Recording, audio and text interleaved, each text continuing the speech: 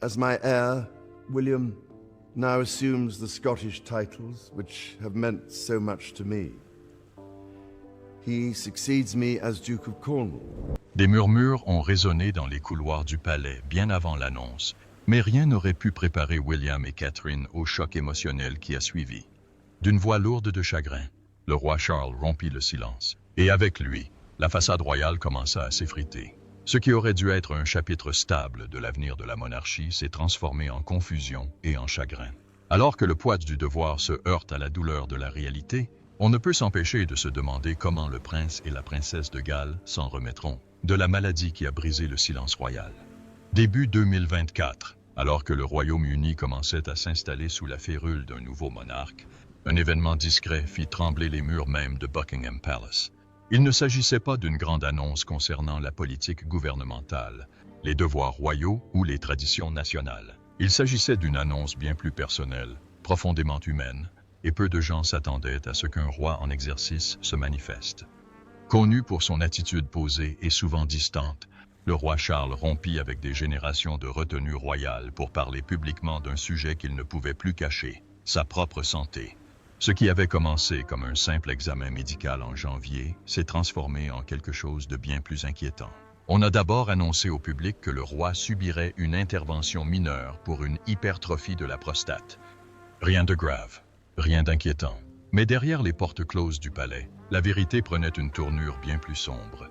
Après des examens complémentaires, les médecins découvrirent quelque chose de bien plus sinistre. Il ne s'agissait pas seulement d'une complication, ni d'une simple anomalie, un cancer. En février, le diagnostic complet était tombé. Les détails étaient gardés secrets, mais au sein de la famille royale, l'impact émotionnel fut sismique. Les conseillers exhortèrent à la discrétion, rappelant au roi la tradition royale qui voulait que ses luttes personnelles soient protégées par une image de force inébranlable. Mais cette fois, Charles refusa de se cacher. Il choisit de ne pas faire semblant. Il voulait que le peuple entende la vérité de sa bouche. Sa décision de révéler sa maladie était sans précédent. Aucun monarque de l'histoire moderne n'avait fait une révélation aussi profondément personnelle alors qu'il était encore sur le trône. L'annonce n'a été ni spectaculaire. Un bref communiqué du palais, rédigé avec soin, a confirmé le diagnostic de cancer sans trop en révéler. Mais malgré sa brièveté, le message a trouvé un écho profond. Ce fut un moment qui changea tout. Pour la première fois, le roi apparaissait moins comme une figure de proue distante que comme un homme confronté aux mêmes peurs, aux mêmes fragilités et aux mêmes souffrances que son peuple. Aucun grand discours ni aucune parade royale n'aurait pu créer un tel lien. Charles avait ouvert une fenêtre rare sur la vie royale et, ce faisant, redéfini la notion de leadership dans la monarchie moderne. Un changement s'est opéré dans tout le pays. L'opinion publique a réagi non par des ragots ou du scepticisme, mais par de l'empathie. Les conversations sur le cancer et les dépistages médicaux ont explosé. Les associations caritatives ont signalé une hausse des dons. Les médecins ont constaté une augmentation du nombre de patients consultants pour des examens de santé. Les gens écoutaient, vraiment, car le roi s'était rendu vulnérable. Mais tandis que le public réagissait, le bilan émotionnel au palais était bien plus complexe. Le prince William, conscient depuis longtemps de son destin, se retrouvait désormais confronté à celui-ci plus brutalement que quiconque ne l'aurait imaginé. La couronne, qui avait toujours plané quelque part au loin, semblait maintenant se rapprocher. Parallèlement, Catherine menait son propre combat. Un problème de santé s'est rapidement transformé en une situation grave, même si elle a caché sa douleur au monde, et surtout à leurs enfants. Ensemble, Guillaume et Catherine n'étaient plus seulement les héritiers du trône, ils étaient parents, partenaires et protecteurs, luttant pour maintenir l'unité de leur famille sous une pression insupportable. Chaque apparition publique exigeait une protection émotionnelle. Chaque instant d'intimité devenait un sanctuaire. Ils voulaient que George, Charlotte et Louis ne ressentent que de l'amour et de la sécurité. Mais au fond d'eux-mêmes, ils savaient que le monde autour d'eux changeait rapidement. Et à mesure que la tempête s'intensifiait, une chose devenait de plus en plus claire. En préparant la future couronne, quel rôle le chagrin jouerait-il dans la formation de la prochaine génération de membres de la famille royale? Suivez-nous. La vision de Charles pour la future monarchie. Charles luttait toujours contre le cancer, mais il avait trouvé un étrange calme. La maladie n'avait pas disparu, mais elle était devenue une chose avec laquelle il pouvait vivre, une chose qu'il pouvait gérer. Fort de ce fragile sentiment de contrôle, il commença à reprendre ses fonctions royales étape par étape. Mais cette fois, il ne le faisait pas par tradition ou par attente. Chaque moment public qu'il choisissait était délibéré. Chaque apparition était empreinte d'une profonde réflexion et d'une intention sereine. La couronne ne reposait plus sur la tête de l'homme qui la portait au début. La douleur l'avait transformé. L'expérience l'avait adouci. Charles avait été façonné par les épreuves. Ce faisant, il devint plus humain aux yeux de ceux qui l'observaient. Loin d'être distant ou distant, il était désormais un monarque qui agissait avec humilité, chaque geste témoignant d'une empathie nouvelle. Pourtant, tout en maintenant le rythme d'un roi en activité, Charles voyait plus loin que la plupart ne le pensaient. La pensée de l'héritage le hantait. Il savait que chaque décision qu'il prendrait désormais pourrait devenir permanente, gravée dans l'histoire d'une monarchie vieille de plusieurs siècles. Ainsi, avec une détermination discrète, il entreprit des actions audacieuses qui guideraient la famille royale longtemps après son départ. Ce que le public ne vit pas, c'était le subtil changement qui s'opérait en coulisses. Si beaucoup louèrent Charles pour sa résilience, peu remarquèrent qu'il menait discrètement la monarchie vers une nouvelle direction. Au cœur de ce changement se trouvait un désir profondément personnel, élever Catherine, princesse de Galles, non seulement en nom, mais aussi en statut. Il ne voulait pas simplement qu'elle soit perçue comme l'épouse de William. Il voulait qu'elle soit reconnue, à terme, comme reine. Il ne s'agissait pas de tradition, ni de pouvoir, il s'agissait de sens. Les proches de Charles ont révélé que cette idée n'était pas venue du jour au lendemain.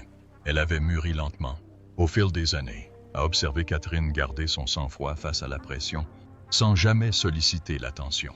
Elle travaillait sans relâche, maintenait la cohésion de la famille royale dans les moments de crise, et ce, sans se plaindre.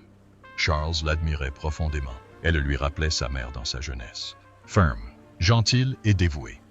Cette même force tranquille, ce sens inébranlable du devoir lui avait laissé une impression qu'aucun titre ni aucune cérémonie ne pourrait jamais laisser. Il prit donc une décision rare et risquée. Il commença à évoquer, quoique subtilement, un avenir où Catherine serait reine. Pas seulement en esprit, mais officiellement, aux côtés de Guillaume. Au début, ce n'étaient que des murmures dans les cercles du palais. Puis, ces murmures ont fait la une des journaux. On commença à se demander si le roi ne réécrivait pas la stratégie royale. Catherine n'avait aucun scandale à son actif. Elle avait elle-même lutté contre le cancer, avec honnêteté et grâce, ce qui ne fit que renforcer son amour du public. À une époque où le public se lassait des drames royaux, Catherine représentait une présence calme et bienveillante. Digne de confiance, Charles la voyait comme la solution à la survie d'une monarchie moderne. Les anciennes règles rigides qui régissaient autrefois les titres royaux ne lui semblaient plus pertinentes. Il avait vécu la souffrance que ces règles pouvaient engendrer. Il ne voulait pas que son fils et sa belle-fille soient enchaînés par les mêmes attentes dépassées. Alors, il a déménagé. Discrètement, mais résolument, il rapprocha Guillaume et Catherine du cœur des affaires royales. Il commença à les préparer non seulement au trône, mais aussi au leadership. Les honneurs furent décernés. La confiance du public fut rétablie. Même ceux qui ignoraient habituellement les nouvelles royales se trouvèrent attirés par la force calme de Catherine. Les politiciens commencèrent également à s'y intéresser de près. La santé de Charles étant précaire, l'idée de Catherine comme reine n'était plus seulement envisageable. Elle commençait à paraître inévitable. Pour Guillaume, cela allait bien au-delà de la préparation à la couronne. Il s'agissait de perpétuer la vision de son père. Chaque fonction publique, chaque apparition aux côtés de Catherine contribuait à reconstruire les fondations délabrées de la monarchie. Ensemble, ils n'attendaient pas l'avenir, ils le façonnaient déjà. Au cours de l'année écoulée, le rôle de William s'était transformé. Il n'était plus seulement le suivant dans la lignée, mais un acteur actif de la direction de la monarchie. Et à ses côtés, non pas dans son ombre, mais en pleine lumière, se tenait Catherine, une future reine, façonnée non par le privilège, mais par une force tranquille.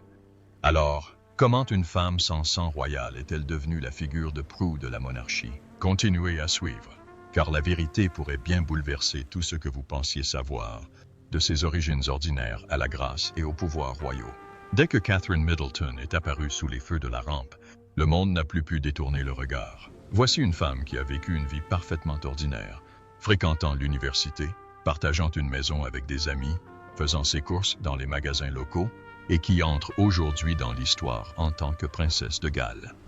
À 43 ans, Catherine, ancienne étudiante, était devenue une figure royale profondément admirée. Plus seulement l'épouse du prince William, elle était devenue une figure discrète mais puissante au sein de la monarchie, s'affirmant avec grâce et audace, notamment dans les années qui ont suivi la mort de la reine Élisabeth en 2022. Si d'autres avaient épousé des membres de la famille royale avant elle, l'histoire de Catherine est restée dans les mémoires. Contrairement à la princesse Diana, issue de la noblesse, ou à la reine Camilla, issue d'une famille aisée, Catherine a reçu une éducation humble et terre-à-terre. Son père travaillait dans l'aviation. Sa mère avait été hôtesse de l'air. Ses grands-parents travaillaient dans les mines de charbon et sa mère avait grandi dans un logement social. Rien dans son passé ne laissait présager qu'elle vivrait un jour dans un palais ou siégerait aux côtés d'un futur roi. Et pourtant, c'est exactement ce qu'elle a fait, sans perdre de vue qui elle est. Le parcours universitaire de Catherine la mena au Marlborough College, où elle excella tant dans les études que dans le sport, puis à l'université de St. Andrews en Écosse. C'est là que le destin traça discrètement son avenir. Elle rencontra William non pas comme une figure royale, mais comme un camarade de classe. Leur amitié s'est développée lentement et naturellement, les deux jeunes adultes trouvant un lien au-delà du titre ou du statut. En 2004, ils formaient un couple. Catherine obtint son diplôme d'histoire de l'art l'année suivante, mais à mesure que sa relation avec William s'approfondissait, l'attention du public s'intensifiait. Suivie par les caméras, critiquée par les tabloïds et moquée par la presse sous des surnoms peu aimables, Catherine n'a pourtant jamais cédé sous la pression. Même lors d'une brève rupture en 2007, elle a conservé sa dignité. Beaucoup se demandaient si un mariage royal aurait lieu un jour, mais Catherine a attendu. Et lorsque les fiançailles furent enfin annoncées en 2010, le monde explosa de joie. Le mariage royal de 2011 n'était pas une simple cérémonie. Il marquait le début d'une nouvelle ère royale, une ère où la tradition rencontrait la résilience moderne. Pourtant, le voyage ne se fit pas sans résistance. Certains membres du cercle royal doutaient de son aptitude. On raconte que la reine Camilla était sceptique quant aux origines de Catherine, la considérant comme trop ordinaire pour une future reine. Mais la reine Élisabeth voyait les choses différemment. Elle remarqua le sang-froid de Catherine en public, sa capacité à garder son calme sous la pression et son respect du protocole royal. Pourtant, même Sa Majesté s'en inquiéta très tôt. Elle craignait que Catherine et William ne travaillent pas assez dur et encouragea Catherine à acquérir une expérience concrète. Bien que le conseil ait été blessant, Catherine l'a pris au sérieux.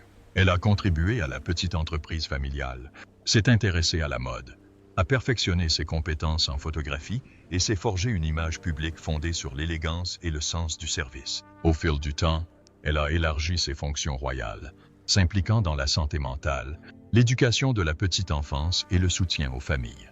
Elle a rencontré des communautés à travers le Royaume-Uni et à l'étranger, non seulement en tant que figure royale, mais aussi en tant que personne à l'écoute. Pas à pas, Catherine a gagné sa place, non pas par des titres, mais par ses efforts et sa sincérité. Elle est devenue non seulement l'épouse d'un futur roi, mais un symbole de la grâce royale moderne. Son parcours, de l'ordinaire à l'extraordinaire, l'amène désormais vers « Quel honneur l'attend donc et pourquoi tout le palais en parle-t-il ?» Restez connectés. Le moment de Catherine, la reconnaissance qu'elle a méritée. Les premières années de Catherine en tant que reine furent tout sauf simples. Elle entra dans un monde où chaque geste était observé, chaque mot analysé et chaque erreur amplifiée. Le palais n'était pas seulement une demeure.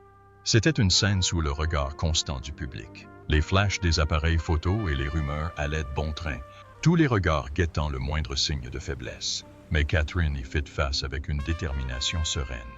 Peu à peu, elle apprit les règles tacites de la vie de palais, évoluant avec prudence mais assurance sous les feux des projecteurs. L'un des liens les plus importants qu'elle noua très tôt fut celui avec la reine Élisabeth II. Leur relation ne s'est pas construite du jour au lendemain. Il leur a fallu du temps, de la patience et un respect mutuel. Au fil des mois, ils se sont rapprochés, partageant des moments d'intimité loin de la foule, s'asseyant côte à côte lors de longs trajets en voiture, échangeant des regards complices lors des événements royaux et prenant le thé en toute discrétion à huis clos. Ces petits moments ont révélé une compréhension profonde entre eux. La reine, femme attachée à la tradition et à l'ordre, commença à faire confiance à la présence calme et constante de Catherine. Contrairement à d'autres qui apportaient des changements spectaculaires ou aspiraient à un changement rapide, Catherine resta fidèle aux valeurs royales, travaillant dur, restant humble et ne recherchant jamais la vedette. Au palais, on remarqua combien la reine invitait souvent Catherine à participer aux réunions ou à la consulter sur les projets. Ses opinions étaient appréciées car elle s'acquittait de ses fonctions avec soin et discrétion. Catherine était perçue comme une personne attentionnée, bienveillante et source de stabilité et de paix face aux difficultés constantes du palais. Son image publique demeura intacte, lui valant un véritable respect. En revanche, la reine consorte Camilla, malgré ses efforts et sa loyauté, n'a jamais vraiment suscité la même admiration. Son chemin vers l'acceptation fut plus difficile et plus lent, et au sein du palais, cette différence créait des tensions sourdes. Les difficultés de Camilla avaient été longtemps publiques, tandis que l'ascension de Catherine semblait naturelle, sans effort et largement célébrée. Ce contraste n'a jamais été évoqué ouvertement, mais il persistait lors des réunions de famille et des cérémonies officielles. Pourtant, Catherine ne s'est jamais laissée affecter par ce clivage. Elle est restée concentrée, au-dessus des ragots, et a accompli son travail avec une grâce inébranlable. Lorsque les scandales royaux faisaient la une des journaux, Catherine restait discrète, calme et réservée. Elle faisait partie du cercle restreint qui rencontrait la reine et les membres les plus influents de la famille royale pour élaborer une stratégie de réponse. Mais une fois les discussions terminées, elle gardait tout secret, ne révélant jamais les secrets du palais ni ne s'immisçant dans la polémique. Cette force tranquille rappelait à beaucoup le long règne de la reine, un leadership caractérisé non par des discours retentissants, mais par une résilience inébranlable. On commença à voir en Catherine un futur pilier de la monarchie, capable de protéger la famille royale sans trop la faire chavirer. Contrairement à certains membres de la famille royale qui tentaient d'imiter la reine, Catherine traça sa propre voie, alliant respect des traditions et bienveillance sincère. Elle posait des gestes simples mais significatifs, envoyant des cartes de remerciement après les visites, prenant des nouvelles des familles, faisant en sorte que chaque personne rencontrée se sente considérée et valorisée. Ces gestes simples témoignaient d'une profonde sollicitude qui ne passait pas inaperçue. Alors que la santé de la reine déclinait, elle s'appuyait plus que jamais sur Catherine. Catherine se montra à la hauteur, s'acquittant de ses fonctions avec efficacité et toujours prête à rendre service. Après le décès de la reine, Catherine prit une importance accrue, mais elle ne perdit pas de vue sa famille. Conciliant responsabilités royales et maternité, elle veilla à être présente auprès de ses enfants, les aidant dans leurs devoirs et préservant la cohésion de leur famille. Elle a privilégié des engagements proches de chez elle autant que possible, s'assurant ainsi de pouvoir retrouver rapidement ses enfants. Le prince Harry et Meghan se retirant de leurs fonctions royales, William et Catherine ont été mis sous les projecteurs. De nouvelles responsabilités leur ont été confiées. William devait être à la fois un dirigeant fort et un père dévoué, un exercice d'équilibre délicat, facilité par le soutien indéfectible de Catherine. Le public remarqua son dévouement. Elle ne rechercha jamais les louanges, mais gagna discrètement l'admiration de tout le pays. En coulisses, des plans se dessinaient discrètement pour l'avenir de la monarchie, un avenir où la force inébranlable de Catherine serait essentielle. Alors, quelles forces cachées façonneront l'avenir de la monarchie? Restez à l'écoute pour le découvrir. Au cœur des plans secrets d'une transition royale. Chaque jour au sein de la maison royale est comme une répétition d'un moment qui pourrait survenir sans prévenir. Même lorsque le calme semble de mise, au fond des murs du palais, les préparatifs sont toujours en cours. Des plans soigneusement gardés sont examinés, mis à jour et mémorisés par une poignée de personnes de confiance, car la monarchie ne peut se permettre aucun faux pas, surtout face à un événement bouleversant comme la mort d'un roi régnant. Si un tel moment se présentait, le processus serait rapide et ancré dans la tradition. La famille royale serait prévenue en premier, avant le Premier ministre, avant le public, avant le monde entier. Et puis, l'extérieur du palais de Buckingham raconterait l'histoire. Une affiche bordée de noir épinglée aux grilles, les drapeaux mis en berne, et un silence solennel s'installerait sur la nation. Le deuil commencerait instantanément, touchant chaque recoin du Royaume-Uni, avec le frisson de l'histoire qui se répète. Mais derrière cette vague de chagrin, la machine monarchique continue de tourner. Le prince William monterait sur le trône dès que la mort de son père serait confirmée. Il n'y aurait aucune pause, aucun retard dans la prise de responsabilité, même si le grand spectacle d'un couronnement pouvait prendre des mois à préparer. Ce retard n'est pas sans précédent. Le roi Charles lui-même a attendu 8 mois après le décès de la reine Élisabeth, et elle-même a dû attendre 16 mois pour obtenir sa propre couronne. Guillaume commencerait immédiatement ses fonctions royales, portant le poids de la couronne tandis que la nation s'adapterait à sa nouvelle ère. Le dernier voyage du roi Charles suivrait un autre itinéraire précis, du palais de Buckingham à l'abbaye de Westminster. Là, le public aurait une rare occasion de lui faire ses adieux. Des milliers de personnes feraient la queue pendant des heures, simplement pour passer devant leur monarque exposé en chapelle ardente. Ce n'est pas une simple tradition, c'est un rituel national. Il est déjà programmé sous le nom de code Opération Pont Manaï. Du nom du pont emblématique du pays de Galles, clin d'œil à l'ancien titre de prince de Galles de Charles. Bien que ce projet existe depuis des années, il est devenu urgent après la mort de la reine Élisabeth. Si la santé du roi Charles devait décliner avant son décès, une autre solution existe, la loi de régence de 1937. Cette loi permet au prochain héritier d'exercer toutes les fonctions royales sans revendiquer le trône. Le prince William pourrait assurer l'intérim du monarque, préservant ainsi la stabilité sans nécessité de changement immédiat. Mais cette mesure requiert l'approbation d'au moins 3 des 5 principaux responsables, dont la reine Camilla elle-même. Et si Camilla survit à Charles, elle adoptera une nouvelle identité, celle de reine douairière, et non de reine-mère, un titre qui aurait appartenu à la princesse Diana si elle avait vécu. Camilla se retirerait probablement de la vie publique, troquant le palais pour une demeure plus calme, poursuivant ses campagnes privées en faveur de l'alphabétisation et de la lutte contre les violences conjugales, si le nouveau roi l'y autorise. Tout cela va au-delà du protocole. C'est le modèle de la famille royale pour survivre au bouleversement tout en restant digne. C'est une danse entre changement et continuité. Mais que se passe-t-il lorsque la tradition elle-même commence à céder sous les pressions modernes? Et lorsqu'une couronne change de direction de manière inattendue, qui détient réellement le pouvoir et qui se contente de le porter? Restez connectés. Le poids du changement pour une nouvelle ère. La princesse Anne, connue pour son attitude pragmatique et sa présence affirmée, a récemment convoqué une réunion de famille rare et urgente. Mais il ne s'agissait pas d'une réunion royale ordinaire. Il s'agissait d'un événement très privé réunissant toute la famille royale, y compris le prince Harry, qui n'avait pas été vu parmi eux depuis longtemps. Meghan Markle, cependant, a choisi de ne pas y assister. Elle a conservé ses distances avec la famille royale, et si personne n'a été surpris, son absence a néanmoins envoyé un message. Dès le début, l'ambiance était tendue. Pas d'accolades joyeuses, ni de conversations légères. Il ne s'agissait clairement pas de se retrouver. Il s'agissait de quelque chose de bien plus grave. Alors que chacun prenait place, un lourd silence s'installa dans la salle. Puis vinrent les éclats de voix, les échanges cinglants, et même les larmes. L'émotion était palpable. Le sujet à l'ordre du jour ne concernait pas seulement la famille. Il s'agissait de l'avenir de la monarchie. Le roi Charles, confronté au poids de son rôle et aux conséquences néfastes de sa santé, était arrivé à un tournant. Il n'avait pas l'intention de transmettre discrètement la couronne au prince William. Il avait plutôt élaboré une stratégie prudente pour aider la monarchie à traverser cette période difficile.